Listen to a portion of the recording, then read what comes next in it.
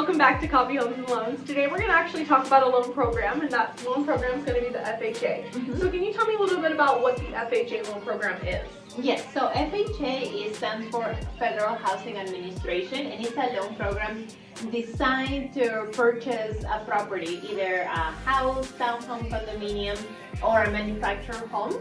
And it is backed by the government, so they will put their own rules in order.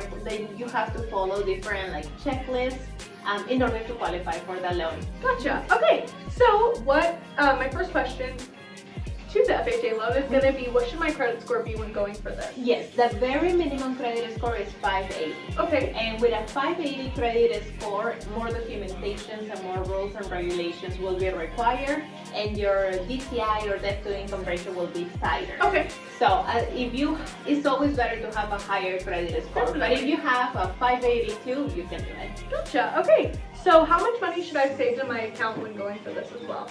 The minimum down payment required is 3.5%. Okay. So if you are looking to buy a home that is 300,000, you're going to need 10,500, and that specifically goes towards the down payment. Your closing costs are going to be anywhere between 2 to 3.5% of the purchase price. So anywhere between $6,000 to $9,000, depending where your credit lands, how much you have to spend on discount points, how many verification of employment you have to do, the title and escrow company that you choose.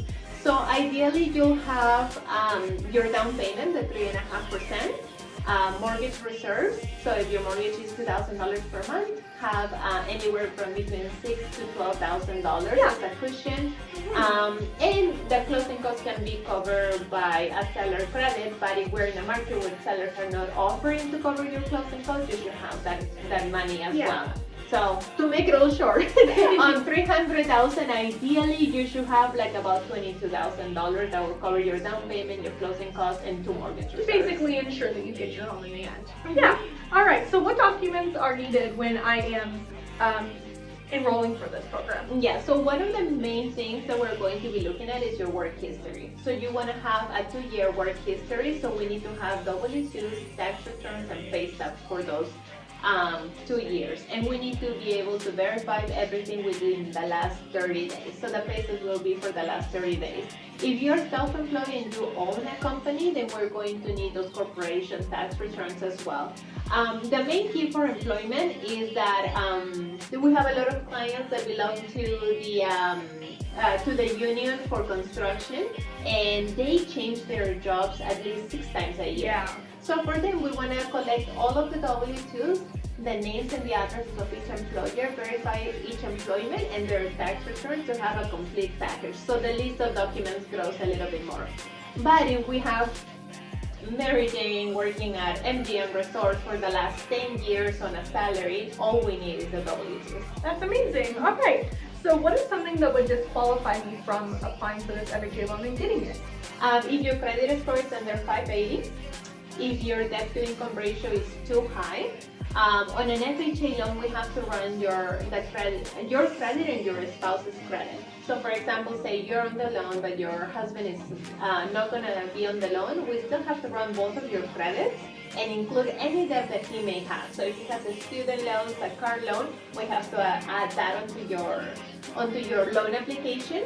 So if your income is not sufficient to cover both debts, that will disqualify you as well. And also, a lot of people think that FHA loans are only for first-time home buyers, but the reality is that an FHA loan, you can obtain it at any time as long as you meet the guidelines. So when you first obtain an FHA loan, it has to be your primary residence, and you have to live there for at least 1 year, and you have to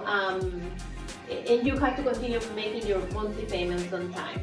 If you are going to get relocated to another state, so you get relocated to Utah, you can obtain another FHA loan over there, so you can come in with a minimum down payment. The key is that the home has to be 100 miles away from your primary residence.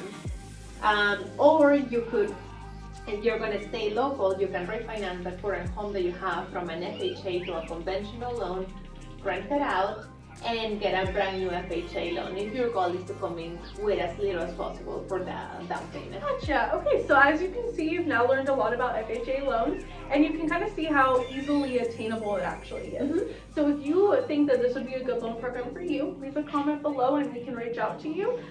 Or you can go to our company's website, Movement Mortgage, and you can read more on that as well. Yeah, definitely. And also, we have a lot of down payment assistance programs that come into to play with the FHA loan. So even if your credit score is low or you don't think that you have the enough funds, there's always a way to work because FHA is very flexible as with credit, with employment history, and different things, and we can always put that puzzle together for you Yeah, guys. so definitely reach out. This is going to be an ongoing little series here now. So next time we're going to talk about Conventional loans. There we go. All right, so we'll see you guys then. See you.